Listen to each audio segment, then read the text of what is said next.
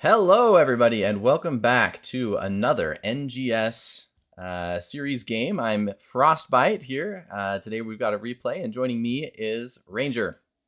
Hey everyone, I'm excited to cast this game. Again, we have another great series of teams here, and we're excited to see their play.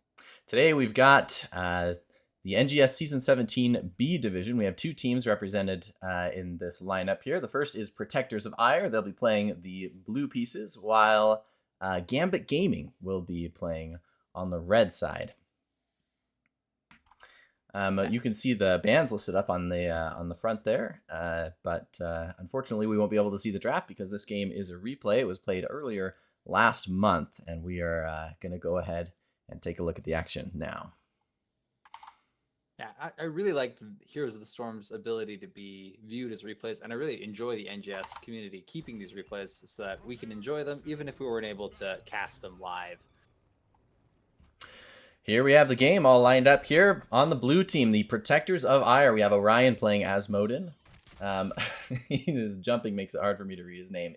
Well, maybe that wasn't the reason why. Ipliktek playing Muradin, the Sound 51, playing Urel, Tracer, playing Dahaka, and Sergeant Scoops on Brightwing. Meanwhile, Team Red, Gambit Gaming, Alfie playing Tassadar, Chelsea playing Blaze, Northern Touch on Anubarak, and playing Vala we have Pearl Simon, and finally GG Kizzo playing Whitemane. Yeah, we got a really strong lineup. Both teams are going for a more traditional comp of one tank, one bruiser, and then 2 DPS and a healer. Whitemane is a really strong DPS. She does have a certain amount of skill. Whitemane is a really strong healer. She does take a certain amount of skill in order to get that healing off. She actually does do quite a bit of damage. In fact, her healing is empowered by the amount of damage she does. Here we see a really strong early fight. Lots of damage going out on both teams, but no kills yet. Looks like a lot of aggression there on that Dahaka. I believe he'll be able to get out just perfectly fine. Let's take a look at the talents and see if there's any quests. We have the Tassadar Q quest, Kadar and Amulet. And we also have a Gambit Vala. True to the name of the team on which she plays, this Vala took her Gambit talent. There's Muradin doing an early game chase of that enemy Dahaka. Dahaka pulling the enemy Anubarak out of the range of Asmodin's Q and pulling him into safety. That was very nice of him. Meanwhile, Tassadar and Vala are going to be taking the south east mercenary camp. Something similar going down bottom here. We have Team Protectors of Aiur taking the south camp. Meanwhile, Blaze and Urel are on the middle lane, probably alternating between top and middle, not to lose out on any experience. Looks like a fight's brewing over this siege camp. Everybody's jumping in. Nobody wants to lose it, but deciding that it's not worth their life, the Gambit Gaming team decides to run away, although we've got a really good jump from Urel, pushing the Whitemane back into the enemy team, and she goes down. Seemingly out of spite, Asmodin throws one last Q onto the enemy team, gets a little bit more stacks for his quest. All right, things are looking a little rough here for Gambit Gaming. They're already down 2 kills. And it looks like they're just struggling to hold that bottom fort. Not yet a whole lot of damage gone out on those towers. Excuse me. But it's still very early game.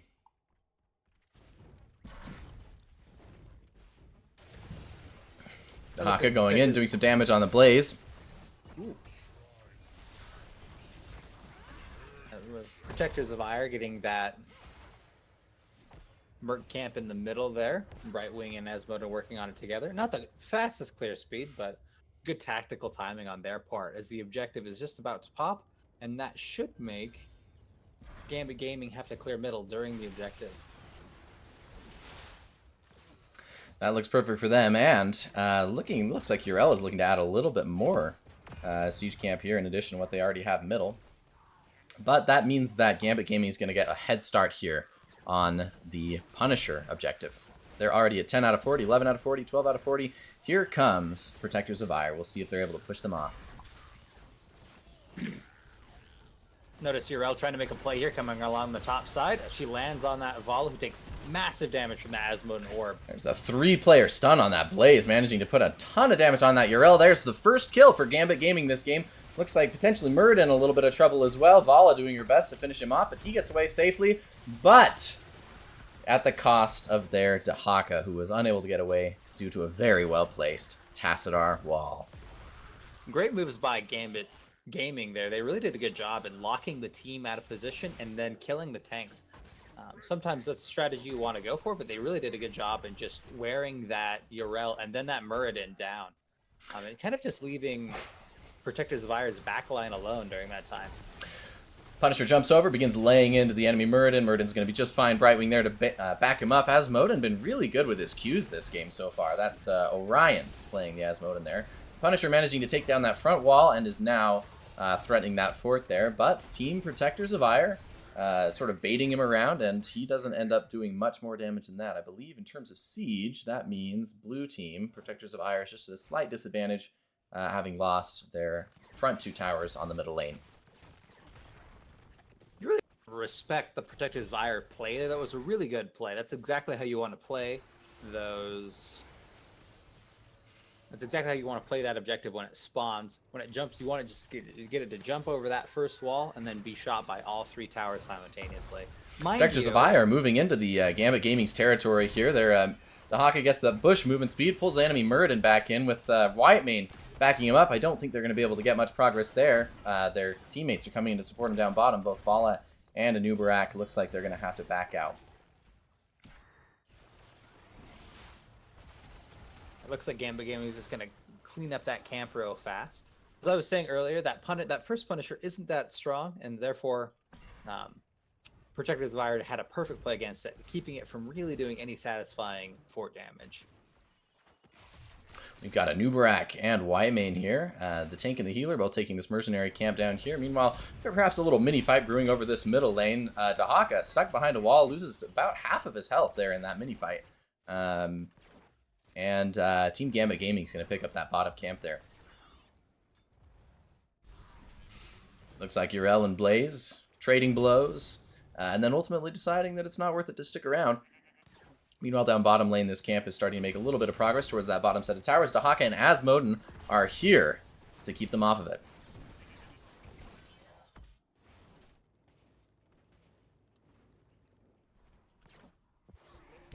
Looks like Blaze getting some free push up top. Just going to take that wall for Gambit Gaming.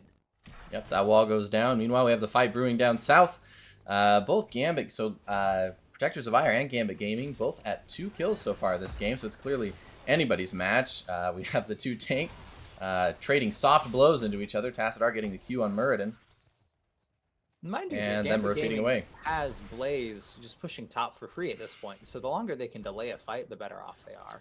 And in terms of tanks, I would say that's one of Blaze's major strengths, his ability to clear minion waves really quickly and get a lot of siege pressure in while the rest of his team handles the other things that need their attention is just so strong.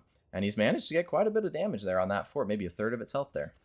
Yeah, he's done a really good job. If you look at his build, actually, he took Adrenaline Stim Pack and Incinerator Gauntlets, which is the classic combo for Blaze to do a little bit more off-laning than particular tanking. And actually, as we see here, it looks like Gambit Gaming, I misspoke a little bit, actually has Blaze and Anubarak, who are both technically tanks. So Blaze will just be off-laning this game. And he very much is set up to do that. I really like Anubarak as an offlaner. He's not quite as strong, I think, at killing the minions as Blaze is, but I do love his ability with a Beetle build to just go right up to the enemy fort and lay into it. And it looks like we do have a Beetle build coming in from this Anubarak, so maybe we'll see something that a little later this game. Here's the team fight brewing in. There's the Tassadar wall, and that laser Q doing tons of damage. We got the Anubarak ult and Team Gambit Gaming chasing into Team Protectors of Aiur. Both teams putting out so much damage. No deaths yet. The healer's doing an excellent job. Excellent awareness here. But Brightwing goes down on the side of the Protectors of Aiur. Looks like Dahaka's going down too. He's got 50, 60 health. And there's Vala. It's going to be too much for the Protectors of Aiur. And while they had the lead at the beginning of this fight in terms of the objective, they are now going to have to back out and potentially give that to Gambit Gaming. Protectors of Aiur is licking their wounds a little bit there. It was a really, really good play by Gambit Gaming. I think Urel being out of that fight in an Anubarak cocoon for most of it really tipped the odds towards Gambit Gaming for that fight. We've got the Bruiser and the tank down here middle lane just stunning each other. And back up at the top lane, Team Gambit Gaming takes the Punisher, and it's going to lay into this top fort here. Here's, looks like Muradin's going to try and bait it like he did last time. There's the Q. Punisher jumps on top of him, but there's a follow-up stun from Anubrak. They might be trying to get a kill here. Tassadar playing pretty aggressively, but now he's taking the tower hits. Whitemane's going to heal him back up, and Team Gambit Gaming takes that top fort. All right, looks like Urel and Blaze just in middle and bottom, just trying to find the value that they can and scoop up that experience while the Punisher pushes up top. There's another bait. This time Punisher stunning both Asmodin and Muradin. Asmodin's got plenty of health, though, to weather that storm, and it looks like Team Gambit Gaming is now going to refocus to a different priority here on the map. Well, mind you, I think Team Gambit Gaming really got all they needed to out of that Punisher. They were able to knock down that wall and that fort easy as pie, and now they'll move on to just kind of get the rest of the mercenary camps and really give them that edge for the next couple minutes across the whole board. Looks like they're going to get every siege camp on the map that is available to them. Excuse me, just mercenary camps. Perhaps they'll go for this bottom one. We'll see in just a moment. I think that area is going to become a hot point. Indeed, we see both Gambit Gaming and Protectors of Aiur congregating down south. Looks like an early engage on the part of Urel. She gets impaled and then stunned again by the Anubarak, but Brightwing will not let her die, and she goes in to save Urel's life. Asmodin is stuck in the cocoon. Brightwing with a really, really clutch cleanse there. Urel and Dahaka and Muradin all doing their best to keep the rest of Team Gambit Gaming distracted so the Asmodin can get away, but it comes at the cost of their lives. Brightwing just barely able to get out due to a blink heal. But it doesn't look good for the Protectors of Aiur. They've got 2 lanes being pushed by mercenary camps here, and Team Gambit Gaming isn't going to have any trouble taking this third one. Yeah, really looking at these 2 teams' builds, I really think that the Protectors of Aiur are a little light on the damage characters this time. No, none of the characters besides Asmodin really have the ability to pump out damage quickly, and I think we're really seeing that effect in these team fights, where the Protectors of Aiur are really struggling to get that damage in. Indeed, the kill count, it looks like, is 2 to 5 in favor of Team Gambit Gaming. They also have a 1 fort advantage, and they have 4 mercenary camps threatening this, so Team Protectors of Aiur are going to have to spread out pretty significantly and defend and try and keep these camps off. Look, we've got 1, 2, 3, 4, 5 of these hairy troll things going for the orc here. We got the fight brewing down here. Muradin goes in the cocoon. Dahaka going in. Dahaka has not been able to fare very well in these fights. Muradin going in to take Dahaka's place, and he too meets the same fate. Team Gambit Gaming pressing their advantage as hard as they can. Blaze going in to stun the Urel again. She's got 30 spell armor, but Vala just tearing into them. Not able to get any more kills, but holy cow, look at this advantage. Vala with 40,000 hero damage this game alone. She is definitely just tearing in to these heavier tank characters on the Protectors of Aiur side. And she's just having a field day, just whittling their health right down. Protectors of Aiur having to do a ton of damage control here. The good news is they've got Asmodin, he's got plenty of lane clear, and can help whittle down those mercenary camps fairly quickly. But just in the face of the overwhelming pressure by Gambit Gaming, it may be difficult for them to turn this around.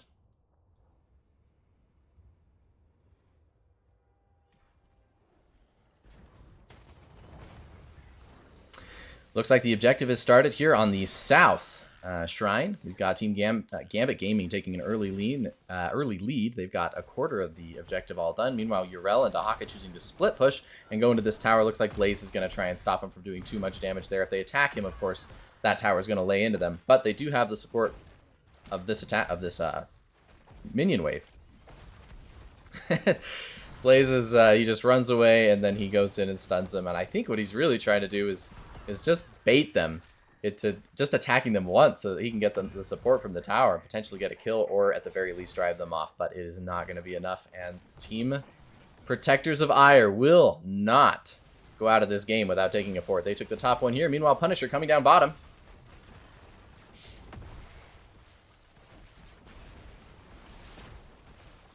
Plenty of pressure there. And I honestly think that was probably the best move by Protectors of Ire is just trying to take that top fort and at least relieve pressure on one lane so that they have a lane they no longer have to constantly be pushing down. Yeah, and they've got a fairly tanky team, so if they can just kite this Immortal, they may be able to keep the enemy team from taking this fort. That's certainly what they're going to try. Immortal, not doing any direct damage to it, but look at that. Tassadar and Vala both together, putting so much damage into that fort, and they're going to be able to take it out, no problem. Punisher, perhaps going to get some core damage here, although all team members on the game are currently up. Nobody's dead yet. Lots of impaling spikes going down on that Tahaka. Both teams fighting desperately. Team Gambit Gaming want to finish this as soon as they can, but it looks like they are going to be sent home. Here's a stun on Muradin on the enemy white main. That's a great target, but looks like she's going to get away. There's so much support from Gambit Gaming's front line. Right wing barely escaping with 200 health in that last fight. Oh my gosh, every time somebody goes in to try and threaten someone from Gambit Gaming, they get hit by one of Nubarak's impaling spikes. Just some really great plays from Team Gambit Gaming's tanks here. Like I was saying earlier, you could really see the damage just spike. They're doing a really good job of getting the enemy bruisers like Urel or Dahaka to enter their team, and then what's happening is that those bruisers are getting peeled off and just taken apart by their DPS. And speaking of pointy things, today's broadcast is brought to you by forks, because food is not worth eating if it hasn't been shish kebabbed first.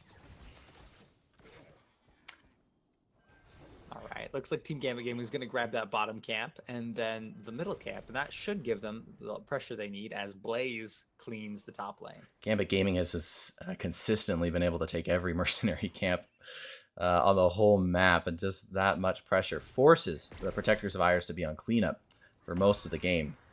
What they really need now is a couple of hero kills so that they can put some kind of menacing force onto the map. They need to be able to split up and cover more ground, but with Gambit Gaming, and their macro coordination is just, they won't let any advantage slip to the other team. Yeah, I definitely think Protectors of Aiur needs Gambit Gaming to make a mistake here, and more importantly, they just kind of need to hold on, because right now Team Gambit Gaming has that level 20 advantage on Protectors of Aiur, making a team fight now for Protectors of Aiur without tower support an absolute disaster. Looks like they're going to go in and pressure this top keep. The keep already at just half health, and here's what I was saying earlier. Look, it's the Beetle. It's totally the Beetle. I'm just going to look at the talents again here. Looks like Anubarak did. Let's see. Beetle. He did not do a full Beetle build. I believe that level 16 here could have been a Beetle talent for basic attacks, but he chose Epicenter instead. All good choices. We have Team Gambit Gaming putting a little bit of pressure on the core there, but they're backing off, perhaps waiting for Protectors of Aiur to make a mistake, and there it is. Anubarak running in, getting the stun. The Muradin taking so much damage, trying to heal out of it, but it's just too much. Brightwing stuck in the cocoon, and he's going to get stunned immediately. The follow-up! Oh my goodness. What a great play by Gambit Gaming there. I really liked right at the beginning. You may have missed it. Urel was trying to get into their backline, and what Blaze did is he perfectly shadowed her. So Anubarak held the front, and Blaze kept that Urel from engaging in the back. And then they just waited for Protectors of Aiur to just get a little too far in, and then they just took them apart. And what it looks like, game. Yeah, just an incredible showing. Both teams played extremely well, but we see the victory being claimed by Team Gambit Gaming. This is a first game out of a best of 3 matchup. All right. Well, I'm excited to get to game 2. Here are the game stats. There's the talents that were selected. As we go through here, we can also see here are the other statistics. And I'll go ahead and get the next replay set up here. I just want to take a moment and talk about Team Gambit Gaming's Blaze. So a lot of teams will do this in higher level play, is they will have a tank, and then they will play Blaze, but not as a tank, but as an off lane whose job is just double soak those usually top and middle lanes while everyone else pushes. And that build that this Blaze used is that classic one. You take the Adrenal Stem and then the Incinerator Gauntlet, and you could basically match some ADC's DPS, especially against those early minion waves. And what it really does is it allows you to get the pressure of an offlaner, but also the bulkiness and protection of a tank. And so that's really what allowed Team Gambit Gaming to protect their DPS and their backline so well, is that Blaze was there to peel, even when Anubarak was dealing with Protectors of Aiur's front line. All right, looks like we're back into another game. We're going to Dragonshire, a great map. Dragonshire, I think's objective is probably one of the weakest out of the map pool currently, but it always, I think the 2 shrine setup always allows it to be a lot of fun and require players to really adapt and move around a lot in order to fully utilize the map. That's exactly right. You get a lot of contestation there, both at the north and at the south, and I just think it's really fun to see how different player compositions deal with the necessity to just sit on this area for so long, perhaps with one hero on middle to make sure that if the enemy takes both shrines, that they can't take the dragon. But most of the action is right there at the top and the bottom, and the teams are forced to split. Let's take a look at the hero lineup here. Mei, Zeratul, Hogger, Zagara, and, well, I would be remiss in pointing out Mei gets the early tongue from Dahaka there, pulled into the team, loses most of her health, but just manages to get out. Also a Stukov on the side of Protectors of Aiur and a Zagara. Meanwhile, Team Gambit Gaming with a Zul'jin, Brightwing, Stitches, and Junkrat. Look at that hook, taking out the Mei, who already didn't have the health to sustain in any sort of fight, and that is an early kill for Team Gambit Gaming. If they win this game, then they win the overall matchup. But Team Protectors of Aiur has an entirely new composition. All different heroes on this game. It could go either way. All right, Zeratul getting grabbed there for some early damage. There's about half his health as he's trying to.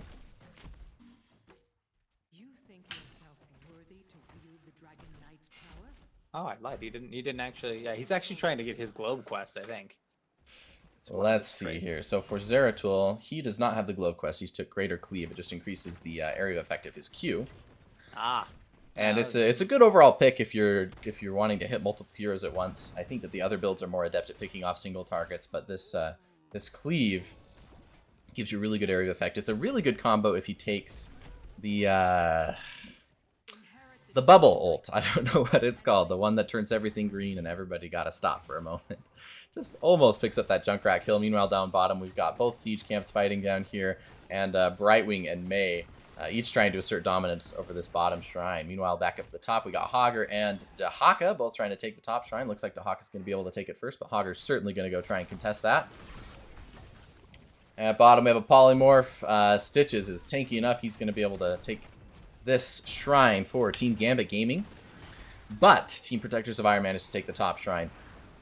So they have a moment's reprieve. Zagara getting hooked by that Stitches. But there's no damage to follow up. The back line, and then he will slowly go back up mid to soak that lane. He just wanted to remind everybody that he exists. That happens to me all the time. You just pop in, say hi. I think he landed a really nice Q on Junkrat there, and then just looking at the positioning on the battlefield, realized that maybe now isn't the time to go in. There's Mei. She gets pushed back by Junkrat. The Zul'jin able to do a lot of damage if he can maintain that low health status there. And look at the Junkrat mines consistently pushing Mei into places where she never thought she would ever be. She says hi to the mercenary camp on her way back into the lane. Meanwhile, Junkrat and Zeratul rotating back middle. Junkrat looks like he's sort of winning this little altercation here because Zeratul missed his W on that. Meanwhile, but back up at top, Hogger and Dahaka just being bruisers. You gotta love how sometimes the bruisers just end up in the offlaners just end up in a pillow fight over like a couple minion waves. Just using all of their abilities just to secure a globe or two. That's why I always struggled playing the bruisers, because if you don't enjoy just killing minions and rotating between top and middle, then what is there for you? What else is there? Well, yeah, I definitely think that their horizons broaden at the late game when you're really able to use their kits to threaten a backline and in a lot of ways shape team play. Looks like. But I agree with you. Definitely for the first 4 to 5 minutes of the game, all you're doing is usually soaking 2 lanes. We've got Team Gambit Gaming going for their mercenary camp here. Team Protectors of Aiur have already managed to take theirs. Both Hogger and Dahaka still fighting They should call this the battlefield of eternity, because this fight just doesn't seem to ever end or reach a satisfying conclusion. We get the cap taken. Team Gambit gaming top shrine and bottom shrine ownership has swapped, but it makes no difference. May with a great. Oh my combo gosh! there. Look at that, and then Junkrat back into that blizzard for that kill. What and a then the great move. follow-up. There's nothing Junkrat can do if he's stuck in a Stukov puddle. Will Protectors of Aiur be able to push that advantage and take the Dragon Knight? Look, if Brightwing has anything to say about it, I think the answer is no. Here's the Q. Yep, there it goes. Hey, good hit on the part of Zeratul getting that Brightwing there. Looks like he managed to get quite a bit of damage on her.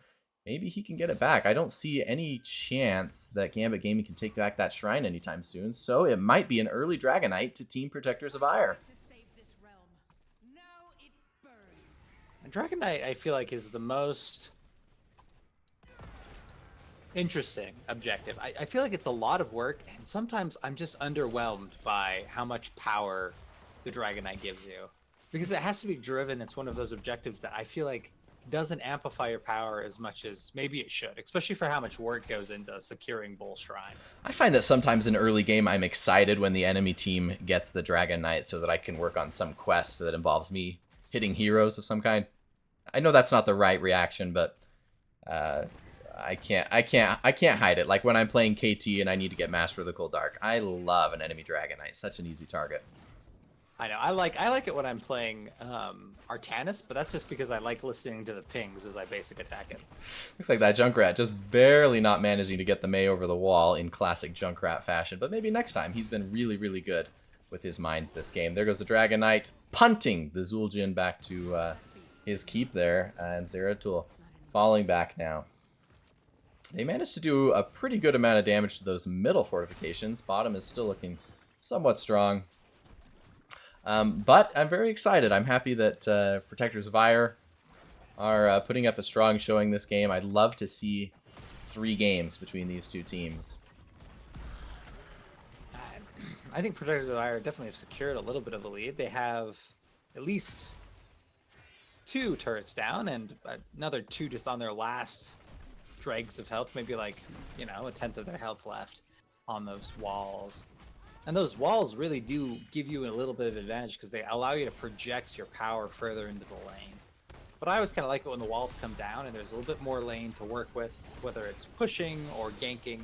There's a lot of options. Maybe with the ice wall down bottom, Zul'jin using his ult to go unkillable. There's the ult from Junkrat, but it's to no avail. Zeratul managing to pick up 2 kills, although Junkrat does manage to mine the Mei back towards their towers, but they're going to get out safely. I do love that at the beginning of that fight, Mei put down her Blizzard and then tried to shove the Zul'jin into it with her E and then missed.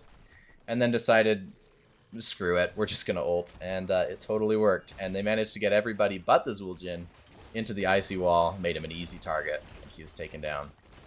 They're going to take Icy this bottom. Wall is probably one of my favorite ults in the game. It's so great to lock people into a certain position and to threaten them and or just have them run into your Ice Wall for the full duration that it's up.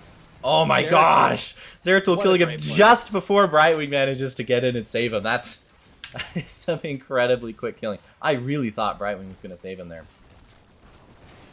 I know that when you play Mei, you like to tell your teammates to leave the walls up here. So there's a wall up north and a wall down south that are up by default, and you like to tell them to leave the wall there so that the ice wall can cover the rest of the middle part.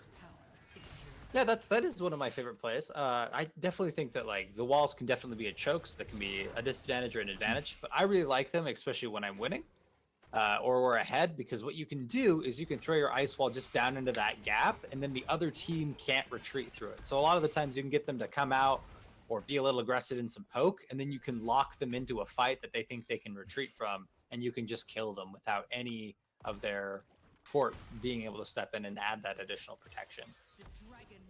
We've got the Siege Camp for Team Gambit Gaming, but a second Dragon Knight for Team Protectors of Aiur. So they're going to manage to get a lot more siege damage here in this game.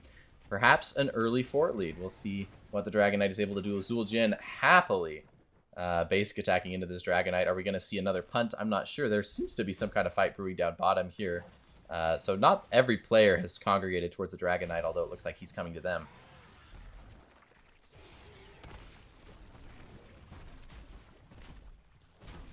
Plenty of damage getting hit on that Dragon Knight. Dragon Knight is missing almost half of its health, but having put a little bit of damage in middle and still just being a nice threatening presence, especially while Hogger pushes this the camp that they took up on the top lane.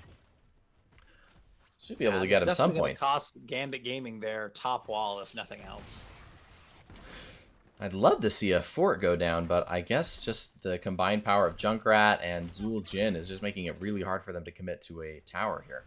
Yeah, Team Gambit Gaming really using Dragon Knight more as a deterrence than a force of nature, I think, at this point in the game. It's pretty rare here, but you actually see the Dragon Knight expires before it's killed. Perhaps they just didn't want the enemy team to stack off of them. I know Zul Jin definitely wants to be hitting basic attacks against the Dragon Knight. So perhaps that was the mentality there. Team Gambit Gaming going for their Bruiser camp here. Zul Jin doing most of the damage there, sitting right there at low health. I love a good Zul Jin player that's able to do that. The amount of damage you can do. That's one of my main problems is playing Zul Jin. I never feel comfortable with that much health. Well, that's what makes him hard. I'm sorry. There's the hook. He manages to get one of these ranged minions, and then the ranged minion is left alone, shooting the enemy team member, wondering if he just wasn't worth killing. Meanwhile, we have the siege camp on the side of Protectors of Aiur. It's taking plenty of damage from that Dahaka W. And there's the ult on the side of Mei. It manages to trap Dahaka. Will there be any follow-up? Looks like not, and I think that's the right call, given that it's a 3v4. Both Zeratul and Hogger for Team Protectors of Aiur covering different lanes at the moment. Mei's ult will be back up in 45 seconds.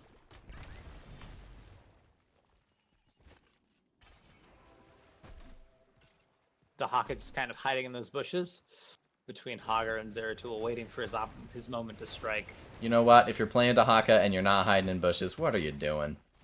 What are you doing? That's like your main thing.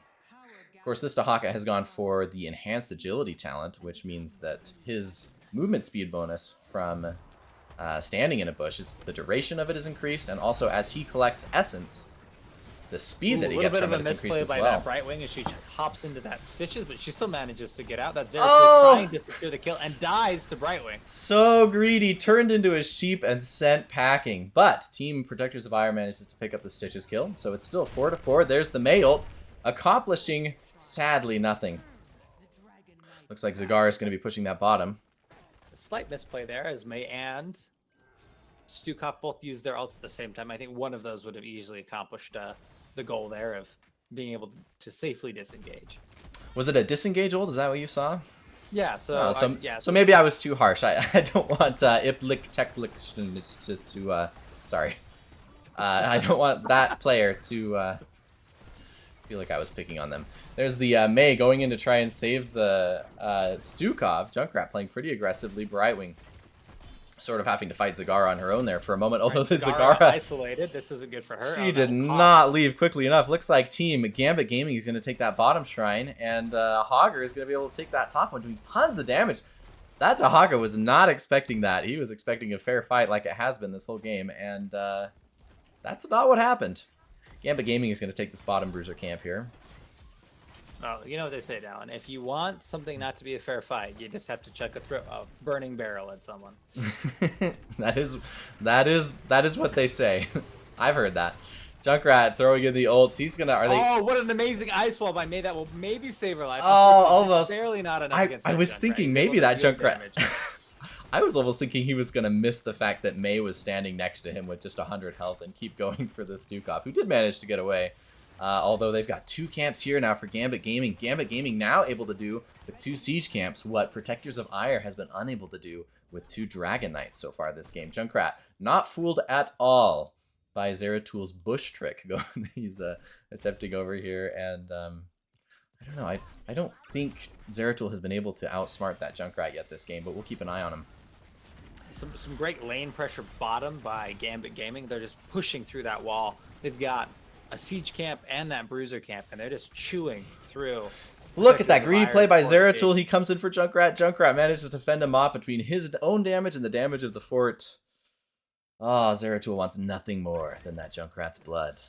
Some great laning by Team Gambit Gaming. Notice how they have 3 forts. They're all really beat up, but they're all still standing, denying the Protectors of Aiur that free catapult push. Free catapult, and there's also an EXP bonus, although the teams are very, very close on EXP here. Team Protectors of Aiur really needs to just knock over one of these forts, but the iron wall of Gambit Gaming is sort of preventing that. And just like last game, they've been so on top of their camps, taking them anytime there's an opportunity. You can see they're going to go for this one here as well. Team Protectors of Aiur potentially going for this one. Yep, looks like they're doing that. And then Dahaka and Hager here having a private moment up top in their very own battlefield of eternity. Looks like Hager's pushed off due to the presence of 3 enemy team members. Both camps taken at a remarkably similar time, so if you are a big fan of symmetry, the minimap is a really pretty place right now.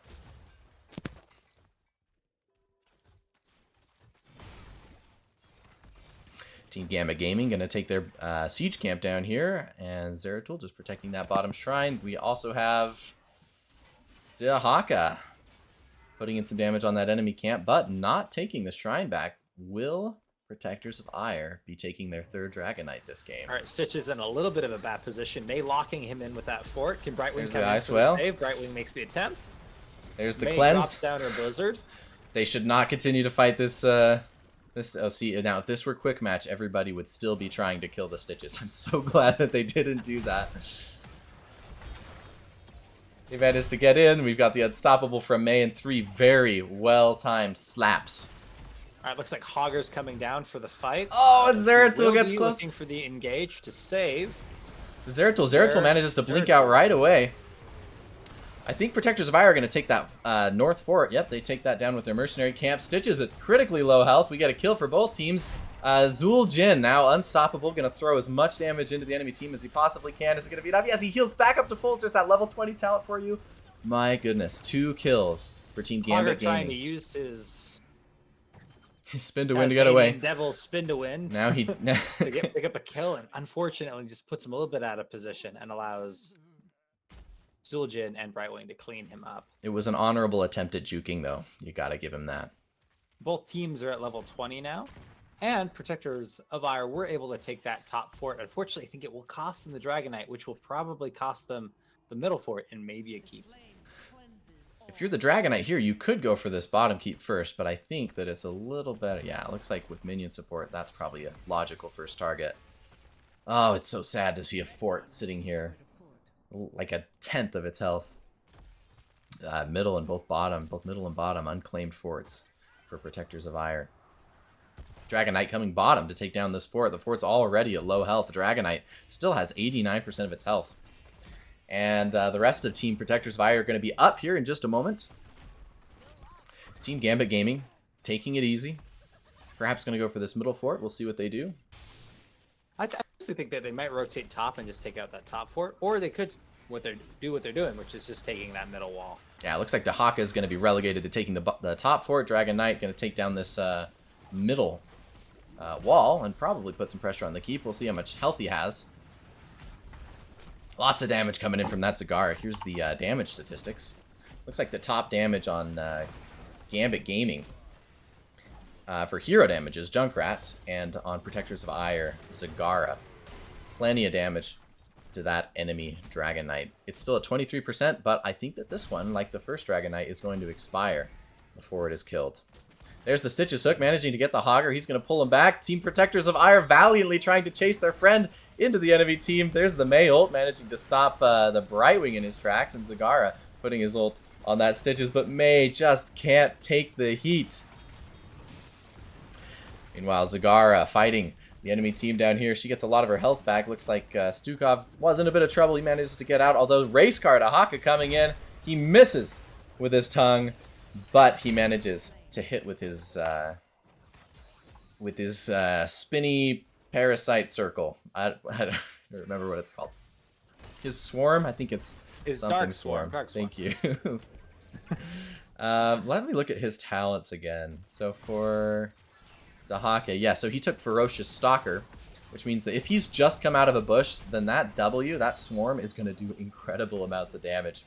So as long as he can fight near a bush, he becomes a menace. Junkrat, not afraid of anything, pushes himself right into the middle of the enemy team. Enemy Protectors of Aiur's fort here still has plenty of health, but they're whittling it away. Looks like Zueljin putting all of his efforts into that. He's at low health. He can certainly keep this up for a long time. There goes the unkillable, putting as much damage in that enemy forward as he can, and they take out Hogger as well. Will the Xerath will die. He has a big old lump attached to his forehead, and that spells death from Dahaka, the speedy dinosaur.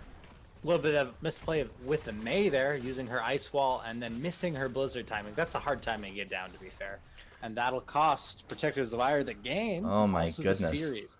What a good game, though. What great high-level play from both teams. I was amazed that they got both of the first Dragon Knights, but Gambit Gaming was just so consistent in their macro play that it just didn't amount to much at the end. But yeah, I absolutely agree.